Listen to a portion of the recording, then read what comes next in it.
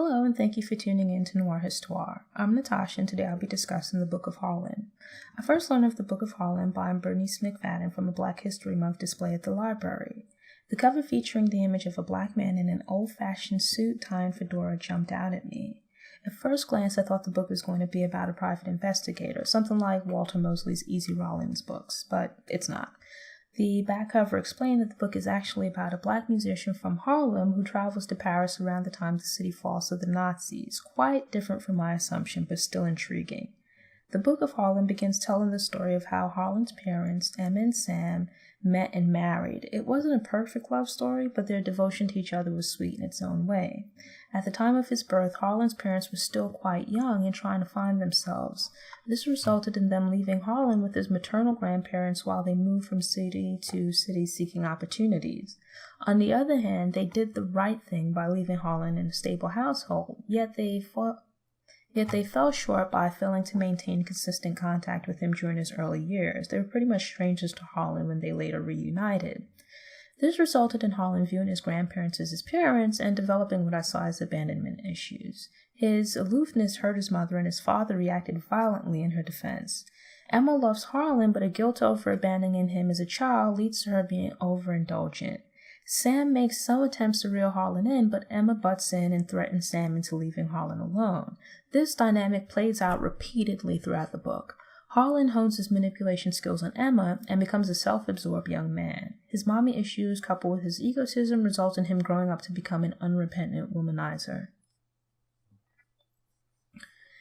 This is where the book started going off track for me. Male characters like Harlan are overrepresented in pop culture and media. He's an absolute cliche.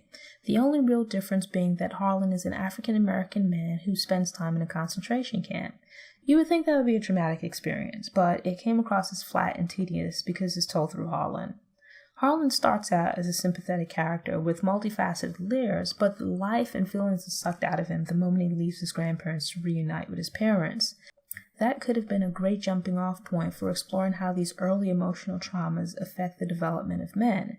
Harlan starts out as a sympathetic character with multifaceted layers, but the life and feelings are sucked out of him the moment he leaves his grandparents to reunite with his parents.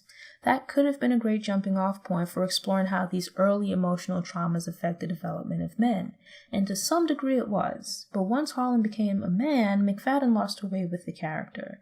The book flowed well up to that point, but then felt like it hit a brick wall. Once Harlan's emotions closed off, so did my interest in the character. Harlan witnesses and experiences major events in history, but falls right back into his old ways of boozing it up and chasing women. The character doesn't evolve. The supporting characters were more complex and interesting. I enjoyed the chapters about Harlan's parents' friends, and his young girlfriend. The stories of the people surrounding Harlan would have been a great book in the form of a collection of short stories. I found myself slogging through the chapters about adult Harlan, but wanting more of the secondary characters. Part of the problem is that Harlan's life covers the Black experience from about the 1920s to the 1960s/70s. McFadden uses Harlan as a plot device to name-drop Black celebs through the ages and tie together moments in history, but many of these moments felt random and lacked purpose. Don't get me wrong, the concept for the Book of Harlan was interesting, but the execution felt off. This is the first book I've read by McFadden, and she's a gifted writer, plus with the ability to craft phrases and describe scenes in a captivating way. Some of the chapters are enthralling, but McFadden struggles to tie everything together, and Harlan isn't a strong enough character to carry the book. As a result, the Book of Harlan reads like random moments from history shoehorned into a story. The Book of Harlan felt both too long and too short. Too long because of all the people crammed into the book, too short because Harlan doesn't feel fleshed out and some of the storylines feel underdeveloped. The book has won several awards and has good reviews on Amazon and Goodreads. It's not a terrible book, but I felt it was overrated. I honestly didn't get what all the fuss was about. The Book of Harlan is worth checking out if you're a fan of the author. You might also enjoy this book if you like books that explore society and culture through the ages, though be warned that McFadden takes some liberties with historical facts and events. Also, the author's views creep through when discussing Malcolm X and Marilyn Monroe's death/suicide. Thanks again for tuning in, and I hope you'll return to watch future episodes. For more information about Noire Histoir, visit the Noire Histoir website. There you'll find text, video, and audio for each episode all in one place. Subscribe to the Noire Histoir newsletter to get fresh content delivered straight to your email inbox. You can also subscribe to the Noire Histoir YouTube channel for videos. If you're enjoying the content but would prefer to listen to audio, you can subscribe to the Noire Histoir podcast via iTunes, Apple Music, Stitcher, Spotify, Google Play, and SoundCloud. If you subscribe, please also take a few minutes to rate and review the show in iTunes. Follow Noire Histoir on Facebook, Instagram, and Pinterest. Enjoy the rest of your day.